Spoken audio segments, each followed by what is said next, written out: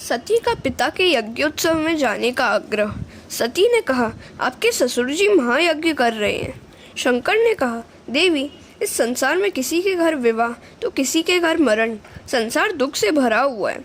सुखरूप तो एक परमात्मा ही है। तेरे और मेरे पिता तो नारायण ही है। सती ने कहा, महाराज, आप कैसे निष्ठुर हैं। आपकी किसी भी संबंधी से मिलने की इच्छा तक नहीं होती। शंकर कहते हैं, देवी, मैं सबसे मन से मिलता हूँ, किसी को शरीर से नहीं मिलता। प्रत्यक्ष शरीर से किसी से मिलने की इच्छा नहीं होती। सती कहती है, आप तत्वनिष्ठ हैं, ब्रह्म रूप हैं, किंतु नाथ, मेरी वहाँ जाने की बहुत इच्छा है। आप भी चलिए, आपका सम्मान होगा। शिवजी कहते हैं, मुझे सम्मान की इच्छा नहीं है। सती कहती है, नाथ, आप सर्वज्ञ हैं, मगर व्यवहार का ज्ञान नहीं है। हम किसी के घर नहीं जाएंगे तो हमारे घर कोई नहीं आएगा। शिवजी कहते हैं, बहुत अच्छा, कोई नहीं आएगा तो बैठे बैठे राम राम करेंगे। सती ने कहा, बुरा न मानो तो कहूँ, कन्या को मायके में जाने से कितना सुख मिलता है, इसका आपको ज्ञान नहीं है। आप यदि कन्या हो जाए और आपका विवाह हो, तभी आपको मालूम हो कि कन्या को मायके जाने में कितना आनंद मिलता है। आपको आना ही पड़ेगा। शिवजी ने कहा, देवी, जगत में भटकने से शांति नहीं मिलती। एक जगह बैठकर प्रभु को खुश करो। मन में जब तक जड़ पदार्थ या दूसरा जीव रहता है, तब तक परमात्मा वहाँ नहीं आते। बहुत भटकने वालों का मन और बुद्धि बहुत भटकती है। सती अर्थात बुद्धि शंकर भगवान को छोड़कर जाती है तो बहुत भटकती है। शिवजी कहते हैं, तेरे पिता ने मेरा अपमान किया, वहाँ जाने में कोई भलाई नहीं है। सती ने कहा, नाथ, आपकी कुछ भूल हुई होगी। मेरे पिता मूर्ख नहीं है कि बिना कसूर आपको अपशब्द कहे। शिवजी कहते हैं, मैंने उनका कोई अपमान नहीं किया। शिवजी ने यज्ञ प्रसंग कह सुनाया। सती चरित्र में पितृस्नेह और पति निष्ठा की खींचतान है। सती कहती हैं, आपने मेरे पिता को क्यों मान नहीं दिया। शिवजी ने कहा, मैंने तेरे पिता को मन से मान दिया था। मैं कभी किसी का अपमान नहीं करता। सती ने कहा, यह तो वेदांत की परिभाषा लगती है। मेरे पिता के अंतर में बसे हुए वासुदेव की आपने वंदना की थी, यह मेरे पिता को कैसे मालूम होता। आप यह बात अब भूल जाए। शिवजी ने कहा, देवी, मैं भूल गया हूँ, मगर तेरे पिता अब तक नहीं भूले हैं। शिवजी ने सती को बहुत समझाया कि जहाँ मुझे मान नहीं मिलता, वहाँ जाने से तेरा अपमान होगा। तू माननी है, अपमान सहन न कर सकेगी, वहाँ मत जा, अनर्थ होगा। सती न मानी। उसने सोचा कि यज्ञ में नहीं जाऊंगी तो पति और पिता के बीच वैर बढ़ेगा। सबको यहाँ वैर की बात मालूम होगी।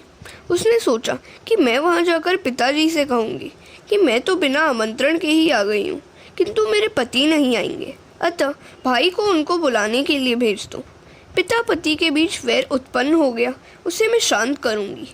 आज पति की आज्ञा के विरुद्ध पिता के घर जाऊँगी। सती ने घर छोड़ा। जिस दिन घर में झगड़ा हुआ हो, उस दिन घर छोड़ना नहीं चाहिए। जो घर छोड़ता है वह बाहर सुखी नहीं हो सकता। शिवजी ने सोचा, सती जा रही है तो अब वापस नहीं आएगी, जाने दो, किंतु वहाँ अकेली जाए यह ठीक नहीं है। शिवजी ने अपने गणों को आज्ञा दी कि तुम भी साथ जाओ। सुखदेव जी वर्णन करते हैं, राजन शिवगण आ गए। उन्होंने कहा, माँ, तुम चलकर जाओ, यह ठीक नहीं है।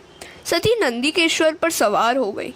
शिवजी ने सती की साड़ी आदि चीजें गठरी में बांध दी थी। यह शिव और सती का अंतिम मिलन था। शिवजी ने सोचा, सती की कोई चीज यहाँ रहेगी तो मेरे कृष्ण भजन में विक्षेप करेगी, मन में विकार उत्पन्न हो, ऐसा कोई चित्र घर में रखना नहीं चाहिए। वह चित्र मन में आएगा तो कृष्ण भजन में विघ्न करेगा।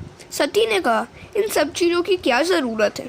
शिवजी ने कहा, देवी, तुमको ज़रूरत पड़ेगी, सब साथ ले जाओ। सती को बहुत जल्दी जाना था, इसलिए व्यास जी ने रास्ते का वर्णन नहीं किया है। सती जी यज्ञ मंडप में पधारती हैं। वहाँ शंकर की अर्धांगिनी है। सारा जगत उनका सम्मान करता है। ऋषि मुनि भी उनका सम्मान करते हैं, मगर सती को इससे संतोष नहीं हुआ। आदि शक्ति जगदम्बा ने दक्ष को प्रणाम किया। सती को देखकर दक्ष क्रोधित हुआ, यह गरबा क्यों इधर आई है, और यह कहकर उसने मुंह फेर लिया। दक्ष दक्ष नहीं, अदक्ष है। श्रीधर स्वामी ने कहा है, क्रिया दक्ष अपि अदक्ष मूर्ख।